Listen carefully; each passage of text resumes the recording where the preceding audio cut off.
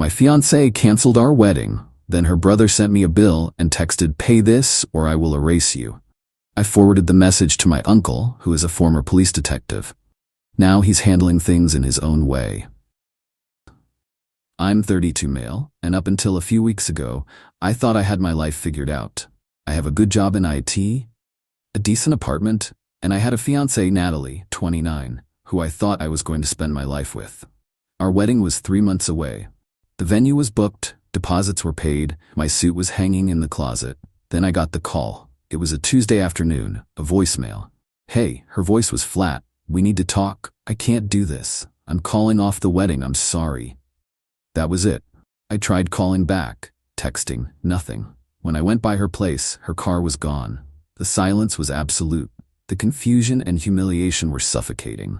I had to start making the calls, telling my family, telling our friends. Each conversation was a fresh wave of embarrassment. The financial side was a gut punch. I'd fronted most of the non-refundable deposits from my savings, trusting that we'd even it all out later. The venue, the caterer, the photographer, it was about $15,000 down the drain. It hurt, but honestly, the money felt secondary to the feeling of being completely discarded.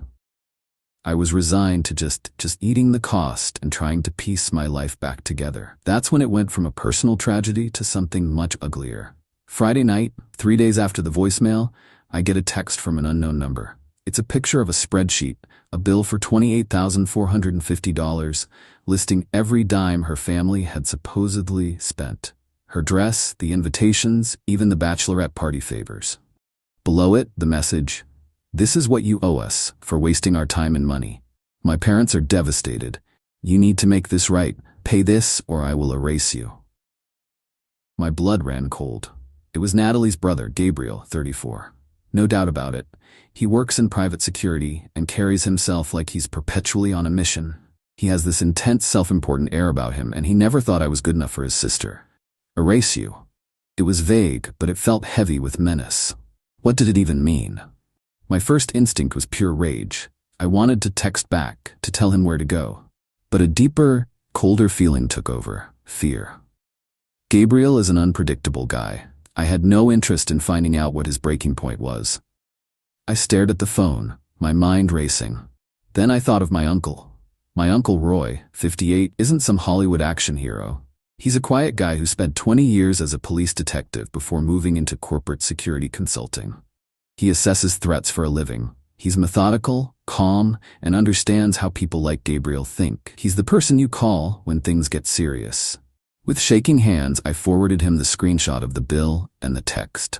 I just wrote, "Uncle Roy, I think I'm in some trouble. This is from Natalie's brother. She called off the wedding 3 days ago." His reply came back in less than a minute. "Don't reply. Don't engage. Save it. I'll call you in 5. Reading that, I felt the knot in my stomach loosen just a fraction. Gabriel thought he was dealing with me, a heartbroken IT guy.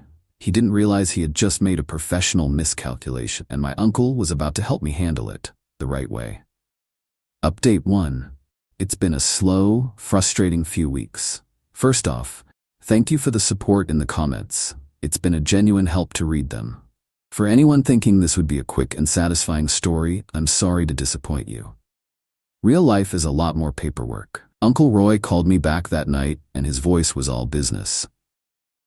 "Okay, this is a classic intimidation tactic from an amateur," he said, after I'd explained everything.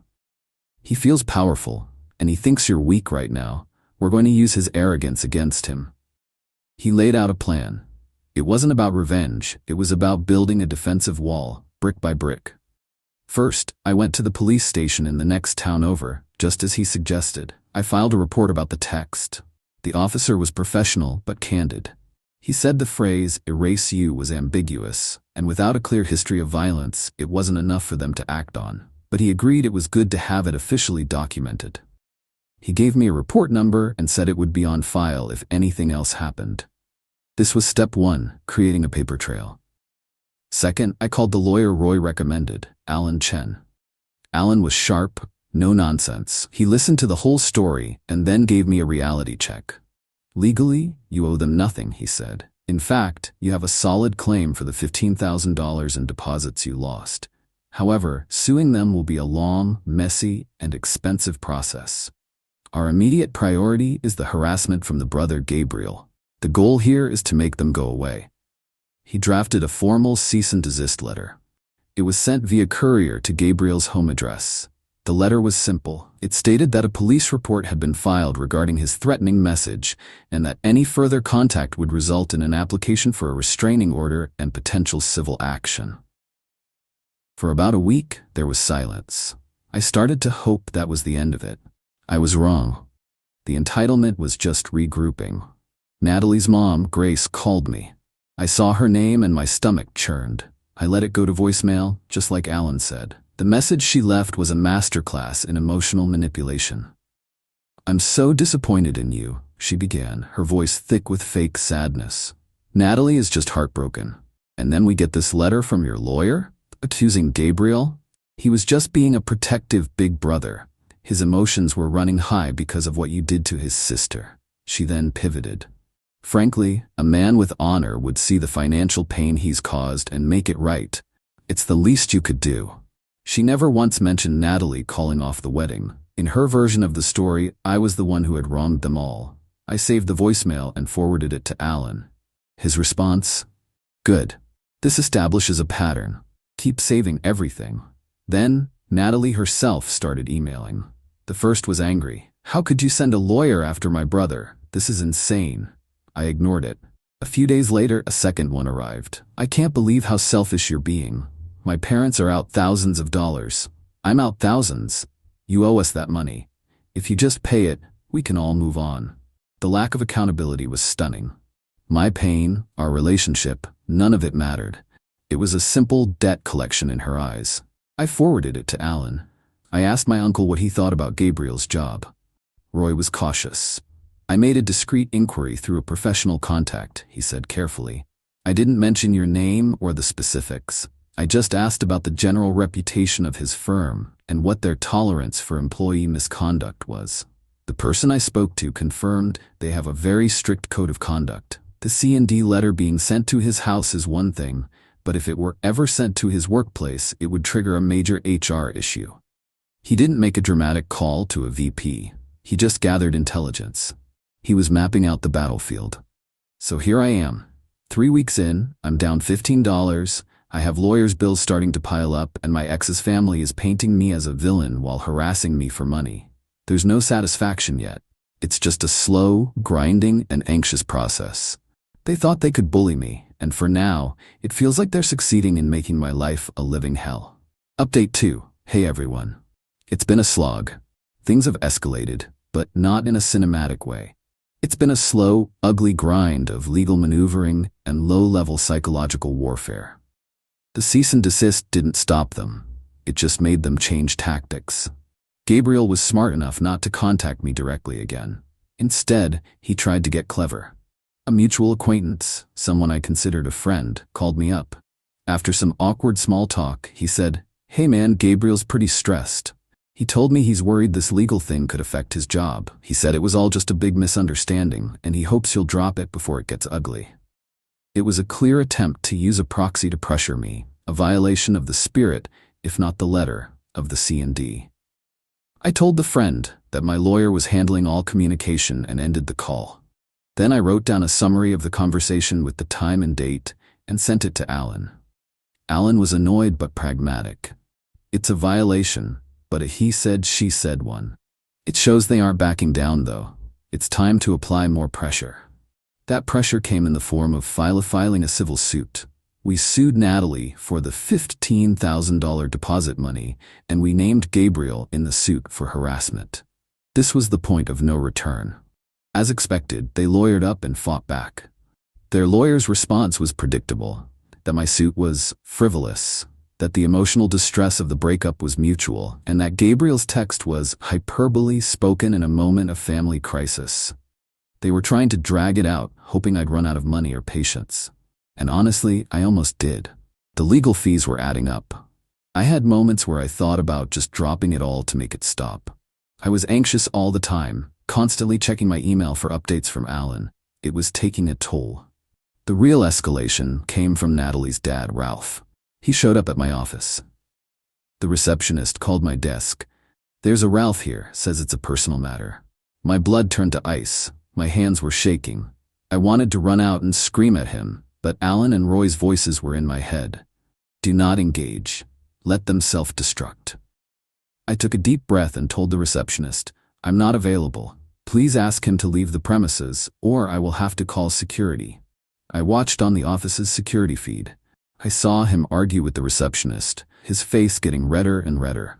When our building security came out, he caused a scene before they escorted him out. It wasn't a dramatic brawl, it was just a sad, angry man being removed from a lobby. But it was everything Alan needed. The act of showing up at my workplace after a civil suit involving harassment had been filed was a monumental mistake.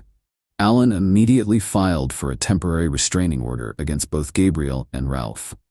This time, with the police report, the C&D, the proxy threat, and now a documented incident at my job, the judge approved it. They were served a few days later. Meanwhile, Gabriel's stress at work became very real. Alan sent a formal notice of the lawsuit and the newly granted TRO to the legal department at Aegis Security. This wasn't a friendly call from an old SEAL buddy. This was a formal legal notification that one of their armed employees was now legally forbidden from approaching me. According to a source Alan has, this triggered an immediate internal investigation. Gabriel wasn't fired on the spot. He was placed on administrative leave and had his field duties revoked pending the outcome of the investigation. The wheels of corporate justice were turning, slowly, but they were turning. So this is where we are. It's a war of attrition. They are trying to wear me down, and I'm trying to hold my ground. The satisfaction is minimal. The stress is immense. But for the first time, with that restraining order in hand, I feel like I have a shield. It's not over, but I'm still standing. Update 3. It's been a long, quiet, and expensive battle.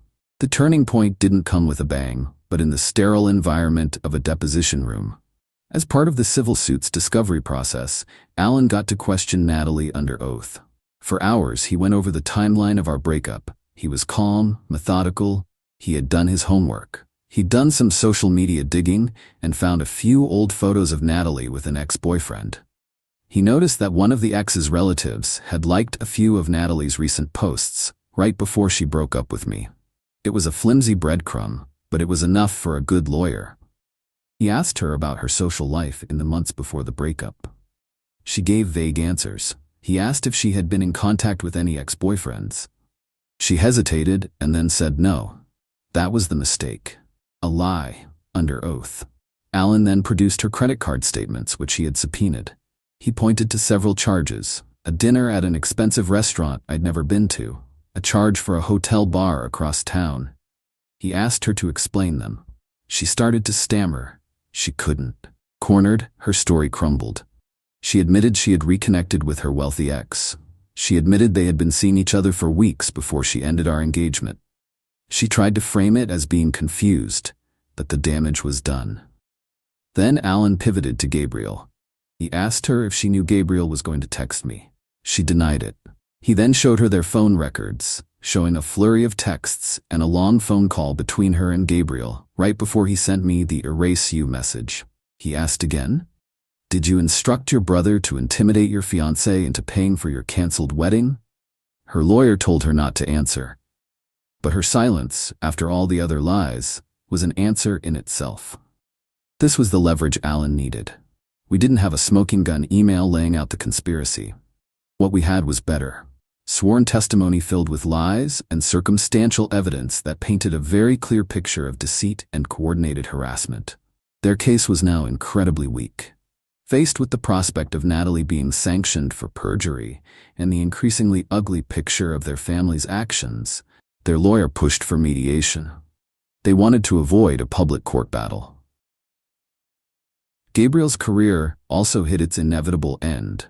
The combination of the permanent restraining order, which was granted after the deposition, and the evidence that he was part of a coordinated attempt to intimidate me was more than enough for his employer. He was terminated for cause, losing his license in the process. He wasn't the victim of a powerful conspiracy, he was just an idiot who got caught. The victory here wasn't a sudden knockout. It was a slow, grinding win on points, achieved through patience, process, and a very good lawyer. The sense of satisfaction is starting to creep in, but it's muted, tempered by the exhaustion of the fight. Final update. Hello everyone. This will be my last post on this. It's been a full year since my old life blew up. We settled in mediation. There was no giant, movie-style payout.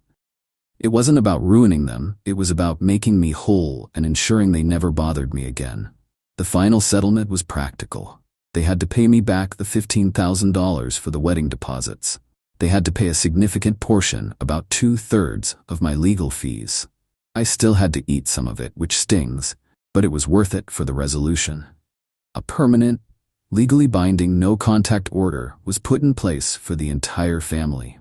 To pay for it, Ralph and Grace had to take out a home equity loan.